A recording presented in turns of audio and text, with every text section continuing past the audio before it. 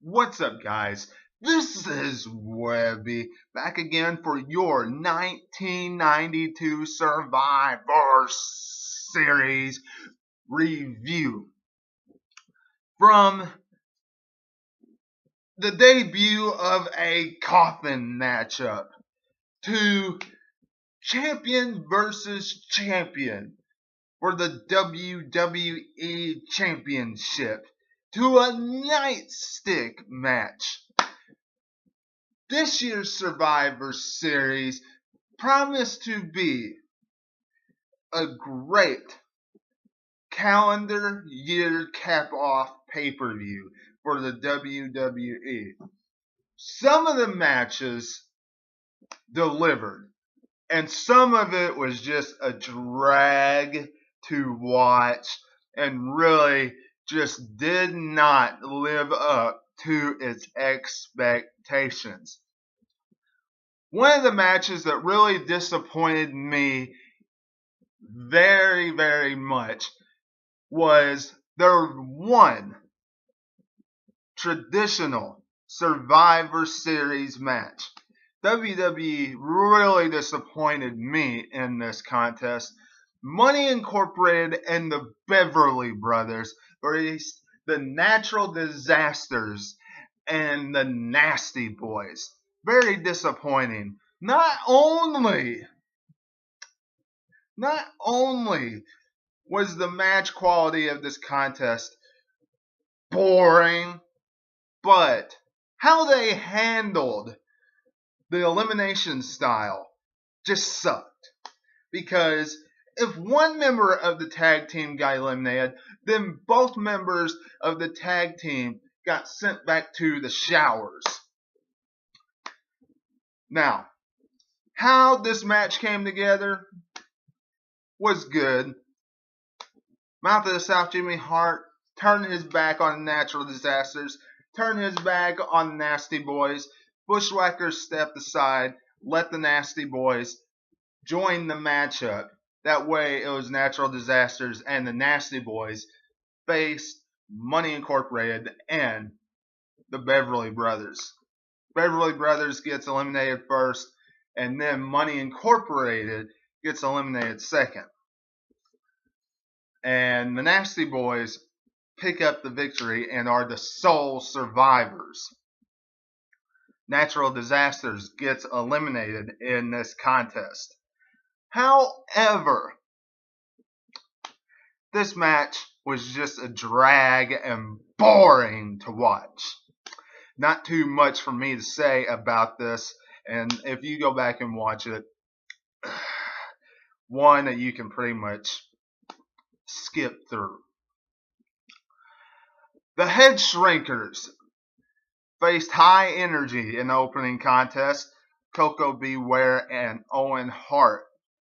Good matchup to start the 1992 Survivor Series. Headshrinkers and High Energy had good chemistry, and it was good for the Headshrinkers to win this contest. Very good for them to win. Give them an extra boost in the WWE. Neither team, went very far in the WWE. Headshrinkers did get the tag team championship a little later on down the road once they turned babyface, but they only held it one time, so they didn't go very far in the WWE. High Energy really broke up, very quickly. So in the long run, good that Headshrinkers won this contest. Nails versus the Big Boss Man in the first ever nightstick matchup. Nails really took it to the Big Boss Man in the backstory of this contest. Put him out of action for a while, taking the nightstick. Went through all of the Big Boss Man's friends, Virgil being one of them at the SummerSlam of that year. come to Survivor Series. Nails claiming he's an innocent man, being somebody that's been locked up in jail. Who's going to climb to get the nightstick? Whoever climbs up and gets it can use it on his opponent first. Kind of intriguing concept, especially since we've never seen it before. Big Boss Man, of course, is going to win this contest. He wins, picks up the victory over Nails. After this match, we really don't see Nails too much ever again in the WWE. And Big Boss Man goes on to have a decent career in the WWE. So, what can you say? Nails lost, kind of a death warrant sign for his career in the WWE. Not too much to say about it. Mile Rick Martel loses to Tatanka, in which Tatanka gets his eagle feathers back. Tatanka had his eagle's feathers taken from the Mile Rick Martel, and that was the backstory in this. Pretty good contest, but Tatanka picks up the victory. Macho Man Randy Savage and Mr. Perfect, the perfect team, took on Razor Ramon and Ric Flair. This was all set up because Macho Man Randy Savage needed a tag team partner. And, he needed a tag partner 10 days before the Survivor Series. Ultimate Warrior was supposed to be his tag team partner. Something happened to the Ultimate Warrior, and it was on Primetime Wrestling.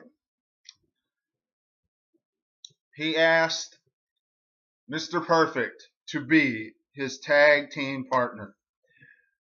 Bobby the Brain Heenan went absolutely ballistic all over Mr. Perfect. And Ric Flair and Razor Ramon was telling Mr. Perfect that he couldn't wrestle and he needs to stay behind a desk, and he has all the good lifestyle and all different types of things. It was a very good, segment on Primetime Wrestling.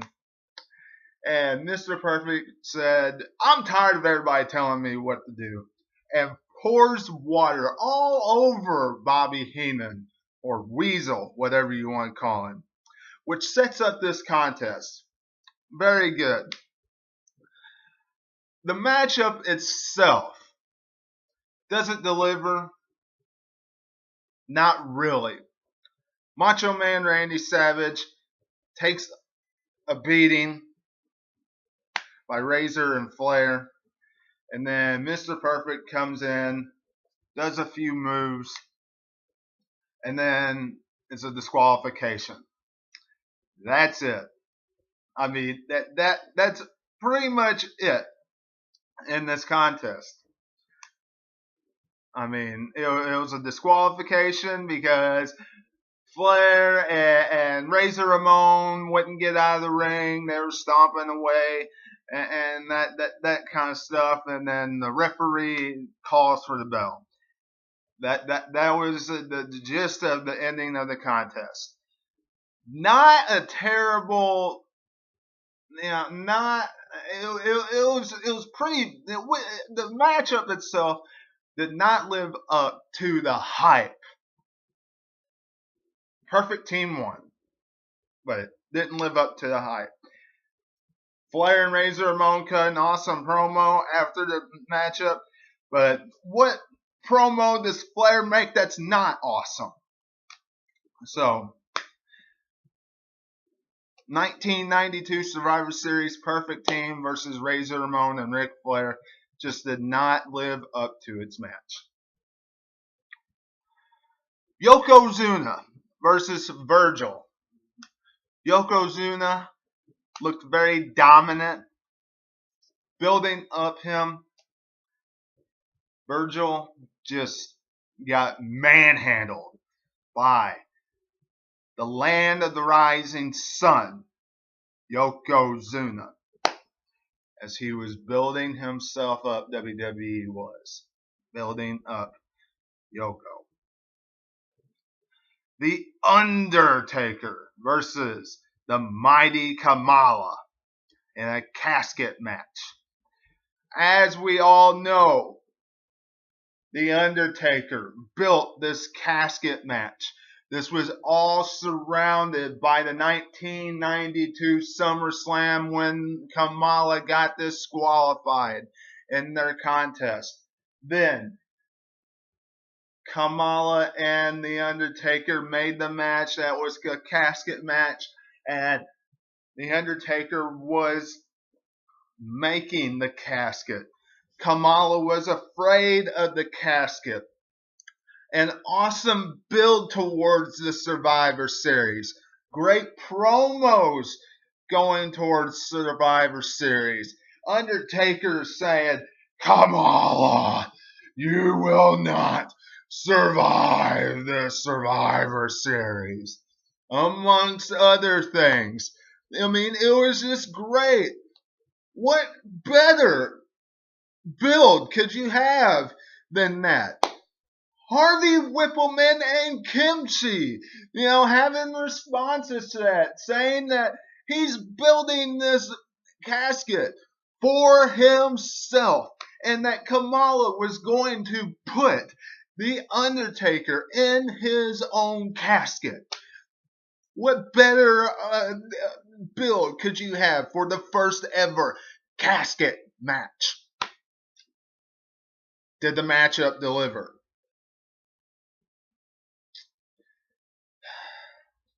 I hate to say this because The Undertaker is my favorite superstar of all time. Yes and no. Yes and no. Was it an extraordinary contest? Absolutely not. However, I really did like. There was no point in having somebody get pinned first. No point in that. Because you had, in the very first one, you had to get pinned and then get stuffed in the casket. No sense in that whatsoever. Now, what was intriguing and awesome about this casket match was that the Undertaker nailed shut the casket. That was awesome to see. I mean, that was a great sight to see. Much more intriguing than them just shutting the casket shut. He nailed it shut. And then hearing Bobby Heenan say it's nailed shut, aired shut, Kamala can't breathe in there. It's sold up shut. You know how much Bobby Heenan sold that match by saying that type of things? As far as the match quality went, it wasn't that good. So the mighty Kamala lost by getting nailed in the head by the urn. But the match, the how it ended with the coffin getting nailed was very, very good. And finally, in the main event, Bret the Hitman Hart defends the WWE Championship against the Intercontinental Champion, Shawn Michaels. Champion versus champion with only the WWE Championship on the line. This matchup, very good contest. However, did it deliver? Yes. Awesome matchup. Great way to end the 1992 Survivor Series. Absolutely. Did it really need Santa Claus coming out at the very end? No, it did not need Santa Claus coming out at the very end of it. Bret Hart victorious at the 1992 Survivor Series. Y'all let me know what you're thinking in comments below. Subscribe to the channel, like and share this video. Twitter and Facebook at 2007 Webby. Go back and watch Monday Night Raw reviews, SmackDown Live reviews, all the other Survivor Series reviews, 1991, 90, 89, 88, and 87. They're all on the channel right now. Tune in to everything you've missed. Until I see you again, this is Webby, and I will catch you on the other side. Talk to you later.